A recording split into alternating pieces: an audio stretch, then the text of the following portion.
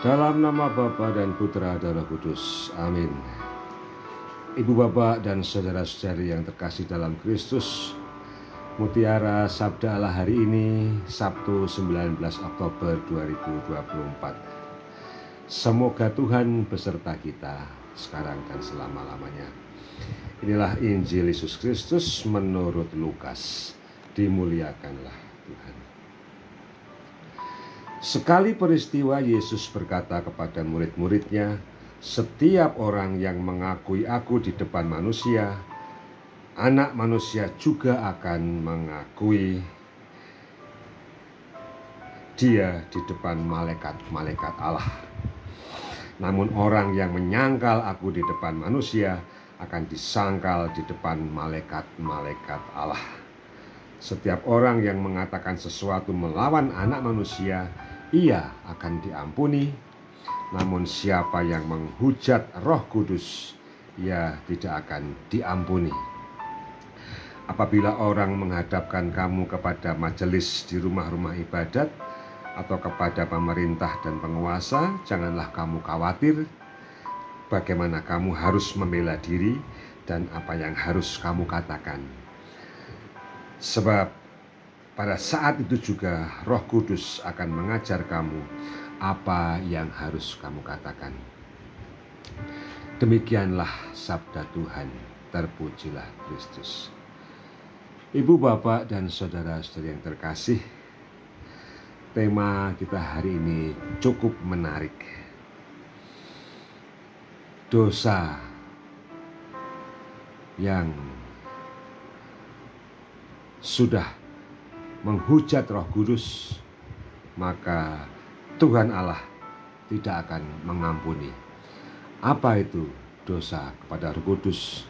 Yaitu dosa ketika kita mengingkari apa yang menjadi keyakinan kita, mengingkari kebenaran yang disampaikan Tuhan. Itulah dosa besar yang tidak terampuni.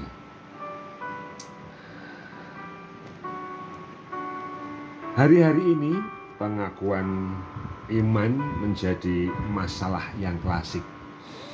Ambil contoh sekedar membuat tanda salib di tempat-tempat keramaian umum ketika kita mau makan, itu sudah menjadi satu persoalan tersendiri.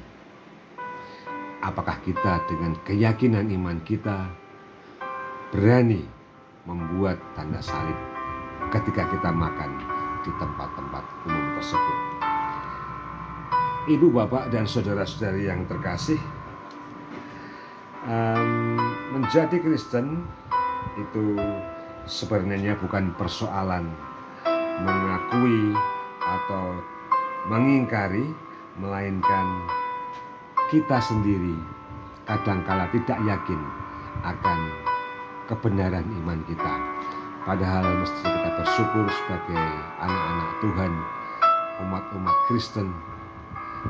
Roh atau sabda Allah menjadi daging yang kemudian lahir melalui perawan Maria, dan ketika dia disalibkan, wafat dan bangkit pada hari ketiga, itulah titik puncak penebusan yang membuat kita umat Katolik, umat Kristiani menjadi berbeda.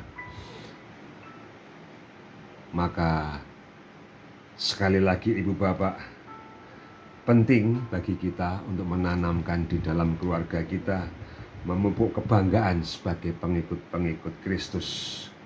Nah, kebanggaan itu tidak hanya sekedar dengan ketekunan dan belajar, tapi juga dipupuk melalui kegiatan-kegiatan retret, kemudian pertemuan-pertemuan rekoleksi rohani dengan orang-orang yang berkompeten, sehingga semakin hari iman kita semakin tumbuh dan berkembang, sehingga kita bisa mewartakan kabar gembira dengan penuh keyakinan akan iman kita, untuk sekaligus juga menyelamatkan sesama kita.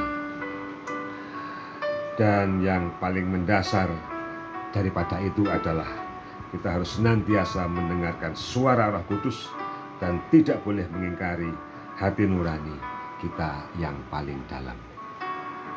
Demikian kemuliaan kepada Bapa dan Putra dan Roh Kudus, seperti pada permulaan, sekarang, selalu, dan sepanjang segala abad. Tuhan memberkati. Amin.